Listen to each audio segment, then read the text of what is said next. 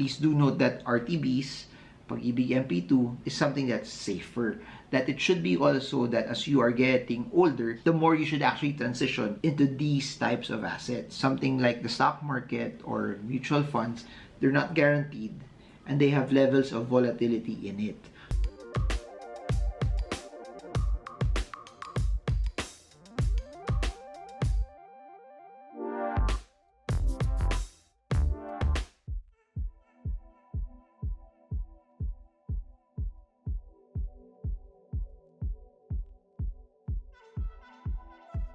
Hey guys, so in this video, let's talk about what's a better investment. Investing directly in the stock market or going the mutual fund route. So when I say investing directly in the stock market, it's because when you go the mutual fund route, especially you go through equities or even balanced funds that has exposure to the stock market. But when you start comparing stocks versus mutual funds, that actually means that you pick the stocks on your own. You decide what stock to buy. You decide when to buy. You decide also proper allocation, how much you're supposed to put in, and at a certain point in time when you have more funds, or at a certain point in time also when the stock that you bought moves higher or goes lower, the decision on what you're supposed to do when you're actually about to sell or are you supposed to hold will all fall on you. Where mutual funds, you just have exposure to the stock market and you have fund managers who will make the decision for you. This video was from a question or a comment that was sent by YouTube subscriber. You can see it right here. I'm just gonna read it for you. And similar to Merly Arecheta, if you guys have any questions, put it down in the comment section below.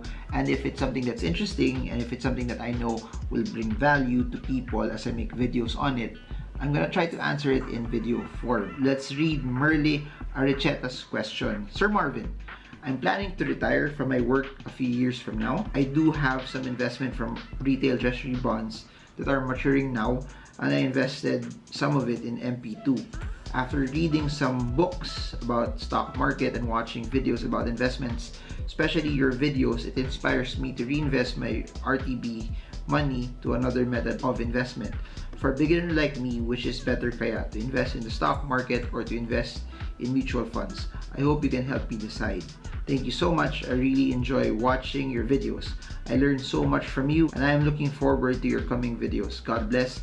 Merly Arecheta, Mikawayan City, Bulacan. So first of all, Merly, congratulations. I'm glad that number one, you're spending the time to learn from books to videos for you to be able to make the right decision on your investments, because at the end of the day, and I'll say this over and over, there's no such thing as the best investment. There's no such thing as a perfect investment. Whenever you hear people say that, you take that with a grain of salt, because it's not a one-size-fits-all strategy. It's not a one-size-fits-all solution. Investing is something that's very, very personal. Investing is something that you take all of the information and see how it actually applies to who you are as a person and the risks that you're willing to take. So kudos for you for taking the time to learn, and to all of you watching, this is a step, no? The more you spend time to learn, the more you spend the time to build the base, to build confidence on learning to invest. I think that will reap far more benefits than trying to rush things and invest quickly without having the knowledge. Second, I want to salute you also for having retail treasury bonds and having also Pag-ibig MP2. By the way you structured your first investments, I'm trying to assume that you're more risk-averse type of investor, given that you started with RTBs, which are guaranteed, and MP2, which is also guaranteed. And now you want to transition into something like the stock market or into mutual funds. I want to say this first before I give my answer. Please do note, no, in terms of proper financial planning principles, it should be the older you become, the more you transition into something that's riskier, into something that's safe. Please do note that RTBs, Pag-ibig MP2, is something that's safer. That it should be also that as you are getting older, the more you should actually transition into these types of assets. Something like the stock market or mutual funds, they're not guaranteed and they have levels of volatility in it. So from a purely financial planning standpoint, it should be the progression is stocks, mutual funds, transitioning into RTBs and Pag-ibig MP2 versus the other way around. And I want to say this though, if you have the chance to be able to maintain your RTB and to be able to maintain your Pag-ibig MP2 and then have a shot to be able to invest in both the stock market and mutual fund, then do so. Because when you do that, suddenly you now have 4 different assets. stocks, mutual funds, RTBs, and Pag-ibig MP2. Whereas if you just move, you're lessening the asset classes that you actually have as well. Second answer to that is this. I've been mentioning this in a lot of the videos that I've been making, is you can actually try both. They don't have to compete with each other, because for mutual funds, it only takes 50 pesos for you to be able to start. Stocks, especially US stocks, it only takes $1.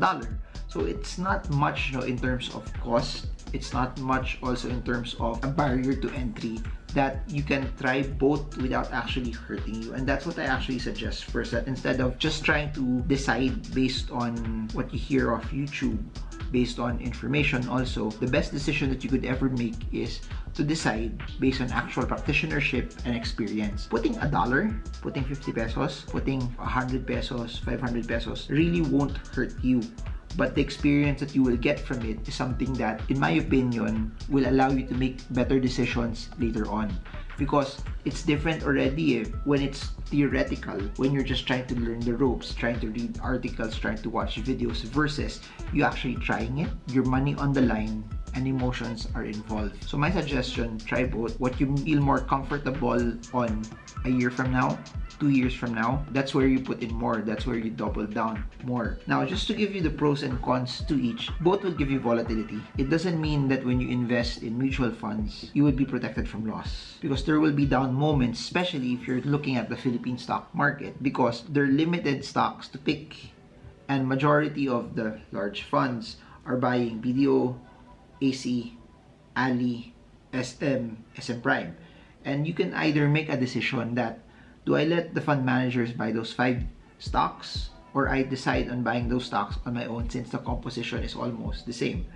But the main difference is also, you won't be the one timing it yourself. You won't be the one trying to allocate it yourself. If you're just trying to mimic the index, and maybe you can weigh it also that way, that a large chunk of the index is SM Prime, BDO, Ali, AC. Maybe that's what I should be buying also. I should just copy it. Or maybe also, since a lot of the funds are just like the index, then maybe I'll just copy the weightings also of what the index is. That also means that, number one, you're willing to spend the time to learn.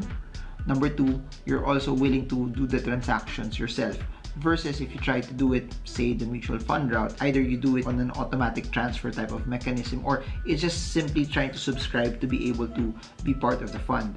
So if you're the type of person that wants exposure, and you want the convenience, and somehow you want less emotions, and somehow you want the burden of the decision not to fall into your lap, then mutual funds are the way to go. And here's the thing, in spite of me loving analyzing stocks on my own, I still have also exposure to mutual funds. And that's where the entire context of diversification would come in. If you have the option to split it, and you have the capability to split it, that it will still give you a good yield of return, then you actually split it. But if you're like me, that you like the nooks and crannies of trying to analyze a stock on your own, wanting to know the leadership, the direction of the company, looking at fundamental ratios, or actually using it and analyzing it from a technical analysis point of view, then the stock market will work.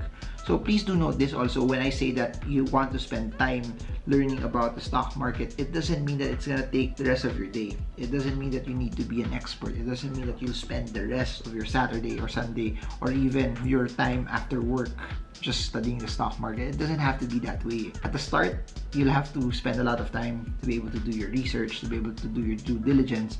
But after that, when you filter it, you have your list of stocks that you already want to buy. It doesn't take a lot of time. It doesn't take a lot of effort.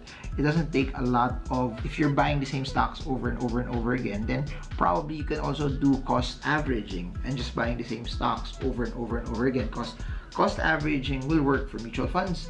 Cost averaging will work for buying stocks.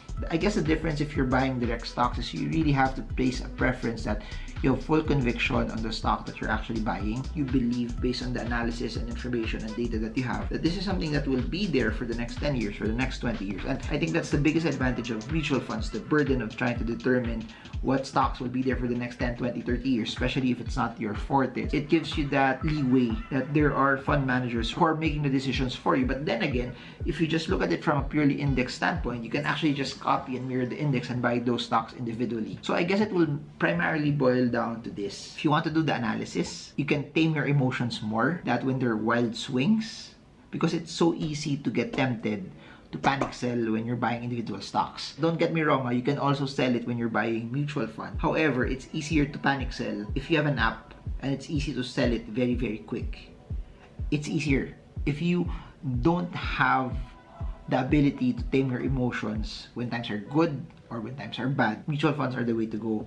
But if you can master your emotions, then the stock market can also be very rewarding, because if you try to analyze it, if you're a dividend investor, you buy a stock, hold it, you don't have to pay anything, and you get rewarded by dividends. But on the flip side, if you have mutual funds, please do note also that there are fees attached to it if you're holding it for a long period of time. Versus for the stock market, you buy a stock, you hold on to it, you don't transact, you don't do anything. You get rewarded by the cash flow and the dividends that you would get over and over and over and over and over and over and over again. And that, I think, is one of the biggest advantages if you're a long-term holder of the stock. Again, I'll say this over and over. If you're not emotional, you can master your emotions, you're very disciplined, then buying individual stocks, I believe, will work. But if you're the opposite of that, then maybe mutual funds are the way to go.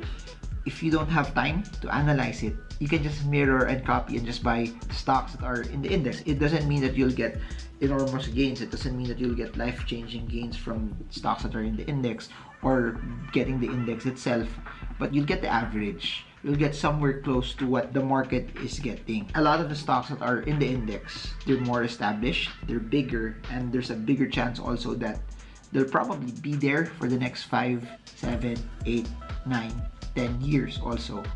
And it gives you the somehow stability versus buying the ones that don't have track records, that are relatively new, that are not earning as much. I'll still say try both, but it will all boil down to you having the ability to master your emotions. In my personal experience, one of my first investments were managed funds. I've been in balanced funds first before I transitioned into the stock market. To add context to this, before it wasn't as easy to open stock market accounts. Right now, as long as you have your phone, it doesn't take a lot of time, a lot of effort to be able to open it.